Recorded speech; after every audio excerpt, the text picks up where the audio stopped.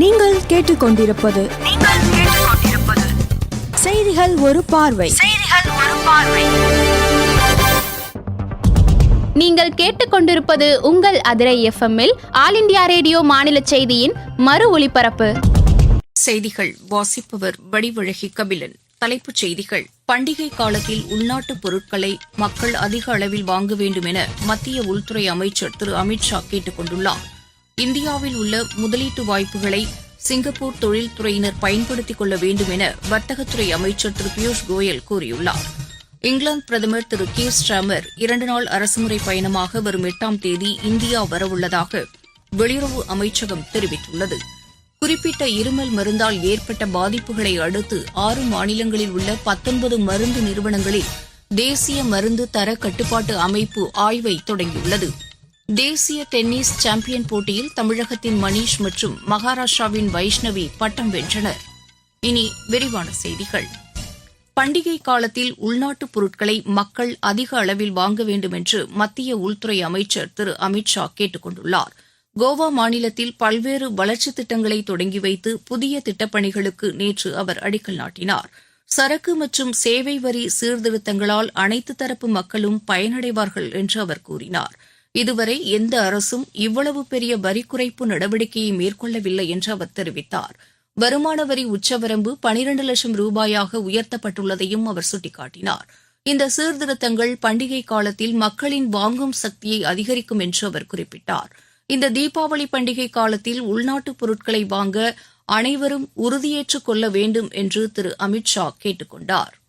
இந்தியாவில் உள்ள முதலீட்டு வாய்ப்புகளை சிங்கப்பூர் தொழில்துறையினர் பயன்படுத்திக் கொள்ள வேண்டும் என்று மத்திய வர்த்தகத்துறை அமைச்சர் திரு பியூஷ் கோயல் கூறியுள்ளார். இந்தியா சிங்கப்பூர் இடையேயான தூதரக உறவுகள் ஏற்பட்டு 60 ஆண்டுகள் நிறைவடைவதை குறிக்கும் வகையில் இந்திய தொழில் கூட்டமைப்பு உள்ளிட்ட அமைப்புகள் சிங்கப்பூரில் ஏற்பாடு செய்திருந்த நிகழ்ச்சியில் அவர் பங்கேற்று பேசினார். கடந்த 60 ஆண்டுகளில் இரு நாடுகளுக்கும் இடையேயான நல்லுறவு வலுவடைந்துள்ளதாக அவர் தெரிவித்தார். டிஜிட்டல் தொழில்நுட்பம், சுகாதாரம், போக்குவரத்து உள்ளிட்ட பல்வேறு துறைகளில் இரு நாடுகளுக்கும் இடையேயான ஒத்துழைப்பு வலுவாக உள்ளது என்று அவர் கூறினார். இந்த கூட்டத்தின் ஒரு பகுதியாக நிதி தொழில்நுட்பம், புதுப்பிக்கத்தக்க எரிசக்தி, கட்டுமான தொழில்நுட்பம் உள்ளிட்ட துறைகளைச் சேர்ந்த சிங்கப்பூர் நிறுவனங்களின் தலைமைச் செயல் அதிகாரிகளுடன் திரு பியூஷ் கோயல் ஆலோசனை நடத்தினார். இந்த நிறுவனங்கள் இந்தியாவில் முதலீடுகளை மேற்கொள்ள அதிக வாய்ப்புகள் உள்ளதாகவும் இத்துறைகளில் ஒத்துழைப்பை அதிகரிப்பதன் மூலம் இரு நாடுகளும் பயன்பெற முடியும் என்றும் திரு பியூஷ் கோயல் தெரிவித்தார். மக்கனா எனப்படும் தாமரை விதைகள் உற்பத்தியில் பீகார் உலகளாவிய மையமாக உருவெடுக்கும் என்று மத்திய வேளாண் துறை அமைச்சர் திரு சிவராஜ் சிங் சௌஹான் தெரிவித்துள்ளார். பட்னாவில் மக்கனா சாகுபடி தொடர்பாக நடைபெற்ற நிகழ்ச்சியில் நேற்று அவர் பங்கேற்று இது தொடர்பான ஆய்வறிக்கையை வெளியிட்டார். மக்கனா சாகுபடியை ஊக்குவிக்க மத்திய அரசு உயர் முன்னுரிமை அளித்து வருவதாக அவர் கூறினார். பீகாரில் முன்பு 3000 ஹெக்டேரில் மட்டுமே சாகுபடி செய்யப்பட்டு வந்த தாமரை விதைகள் தற்போது 40,000 ஹெக்டேரில் பயிரிடப்பட்டுள்ளதாக அவர் குறிப்பிட்டார். மத்திய அரசு அமைக்க உள்ள மக்கனா வாரியம் அதன் சந்தைப்படுத்துதலையும் ஆராய்ச்சியையும் ஊக்குவிக்கும் என்று திரு சிவராஜ் சிங் சௌஹான் தெரிவித்தார். இங்கிலாந்து பிரதமர் திரு கீர் ஸ்டார்மர் 2 நாள் அரசுமுறை பயணமாக வரும் 8ஆம் தேதி இந்தியா வரவுள்ளதாக வெளியுறவு அமைச்சகம் தெரிவித்துள்ளது. அந்நாட்டின் பிரதமராக பதவியேற்ற பின் இந்தியாவுக்கு அவர் வருவது இதுவே முதல் முறையாகும். அவரது பயணத்தின்போது இருதரப்பு ஒத்துழைப்பை அதிகரிப்பது குறித்து பிரதமர் திரு நரேந்திர மோடியுடன் அவர் விரிவாக ஆலோசனை நடத்த உள்ளதாக வெளியுறவு அமைச்சகம் கூறியுள்ளது. வர்த்தகம், முதலீடு, பாதுகாப்பு, எரிசக்தி, கல்வி உள்ளிட்ட துறைகளில் இருதரப்பு ஒத்துழைப்பை அதிகரிப்பது குறித்தும் இத்துறைகளில் 2035ஆம் ஆண்டுக்குள் கூட்டாக மேற்கொள்ள வேண்டிய செயல் திட்டங்கள் குறித்தும் இங்கிலாந்து பிரதமரின் இந்திய பயணத்தின்போது விரிவாக ஆலோசிக்கப்படும் என்று வெளியுறவு அமைச்சகம் தெரிவித்துள்ளது. 7 வயது முதல் 15 வயது வரை உள்ளவர்களுக்கு ஆதார் பயோமெட்ரிக் தகவல் புதுப்பிப்பதற்கு கட்டணங்கள் எதுவும் வசூலிக்கப்பட மாட்டாது என தனித்துவ அடையாள ஆணையம் தெரிவித்துள்ளது. இந்த கட்டண தள்ளுபடி 1 வருட காலத்திற்கு அமலில் இருக்கும் என்று அந்த ஆணையம் கூறியுள்ளது.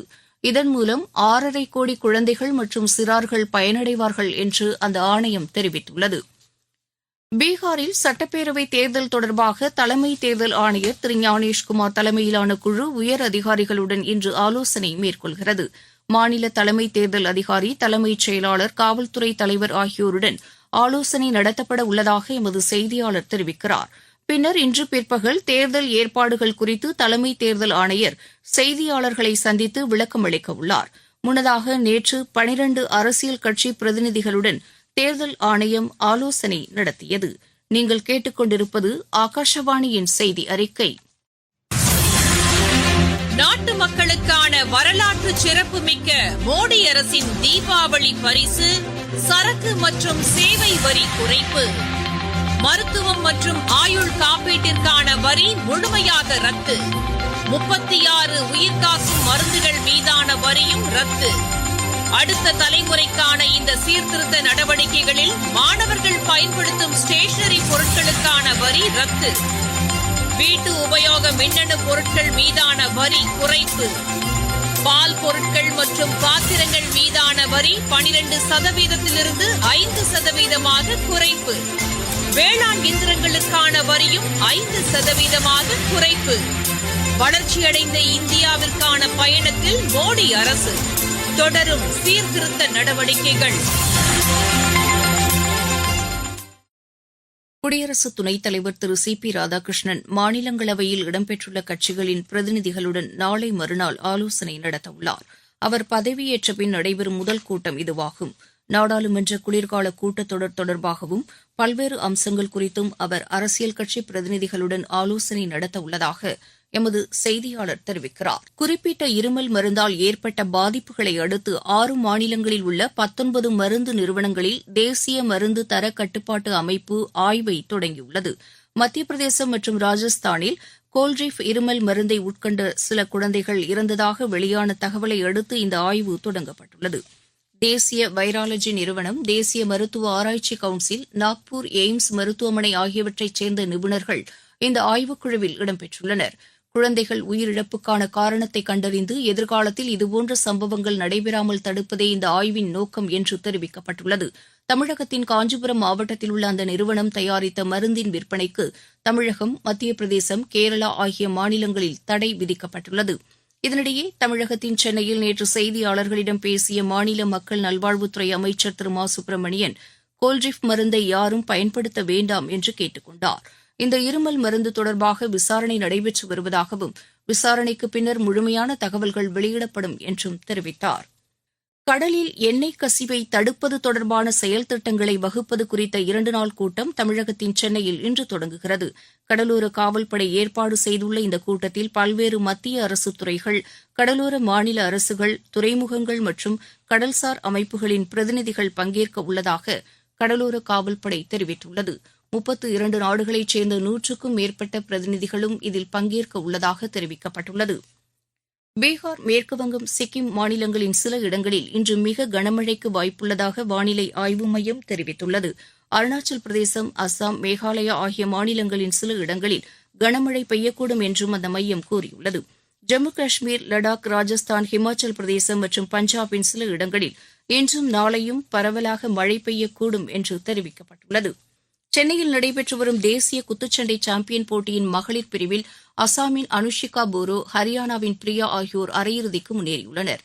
மலேசியாவில் நடைபெற்று வரும் சர்வதேச கராத்தே போட்டியில் இந்தியாவின் நவீன் வெண்கலப் பதக்கம் வென்றார். உலக பாரா தடகள சாம்பியன் போட்டியில் இந்தியா நேற்று ஒரு வெள்ளி மற்றும் ஒரு வெண்கலப் பதக்கம் வென்றது. இந்தியா இதுவரை இப்போட்டியில் 6 தங்கம், 7 வெள்ளி, 5 வெண்கலப் பதக்கங்களை வென்று 6வது இடத்தில் உள்ளது. டச் ஓபன் பேட்மிண்டன் போட்டியில் இந்தியாவின் தாரா ஷா இறுதி ஆட்டத்திற்கு முன்னேறியுள்ளார். இந்தியா ஏ, ஆஸ்திரேலியா ஏ அணிகளுக்கு இடையேயான 3வது ஒருநாள் கிரிக்கெட் போட்டி இன்று நடைபெறுகிறது. பிரைம் வாலிபால் லீக் போட்டியின் நேற்றைய ஆட்டத்தில் அகமதாபாத் அணி தில்லி அணியை வென்றது. ஹைதராபாத்தில் நடைபெற்று வரும் இப்போட்டியின் மற்றொரு ஆட்டத்தில் மும்பை அணி ஹைதராபாத் அணியை வென்றது. மீண்டும் தலைப்புச் செய்திகள். பண்டிகை காலத்தில் உள்நாட்டுப் பொருட்களை மக்கள் அதிக அளவில் வாங்க வேண்டும் என மத்திய உள்துறை அமைச்சர் திரு அமித் ஷா கேட்டுக் கொண்டுள்ளார். இந்தியாவில் உள்ள முதலீட்டு வாய்ப்புகளை சிங்கப்பூர் தொழில்துறையினர் பயன்படுத்திக் கொள்ள வேண்டும் என மத்திய வர்த்தகத்துறை அமைச்சர் திரு பியூஷ் கோயல் வலியுறுத்தியுள்ளார். இங்கிலாந்து பிரதமர் திரு கீர் ஸ்டாமர் 2 நாள் அரசுமுறை பயணமாக வரும் 8ஆம் தேதி இந்தியா வரவுள்ளதாக வெளியுறவு அமைச்சகம் தெரிவித்துள்ளது. தேசிய டென்னிஸ் சாம்பியன் போட்டியில் தமிழகத்தின் மணீஷ் மற்றும் மகாராஷ்டிராவின் வைஷ்ணவி பட்டம் வென்றனர். இத்துடன் இந்த செய்தி அறிக்கை நிறைவு பெறும். ஆல் இந்திய ரேடியோவின் மாநில செய்திகளுக்கு நன்றி. மீண்டும் செய்திகள் ஒரு பார்வை மாலை 4 மணிக்கு கேட்க தவறாதீர்கள். எப்பவுமே கேளுங்க FM நாளை நம்ம அதிரி FM 90.4 நமது சமூகம் நமது நலன்.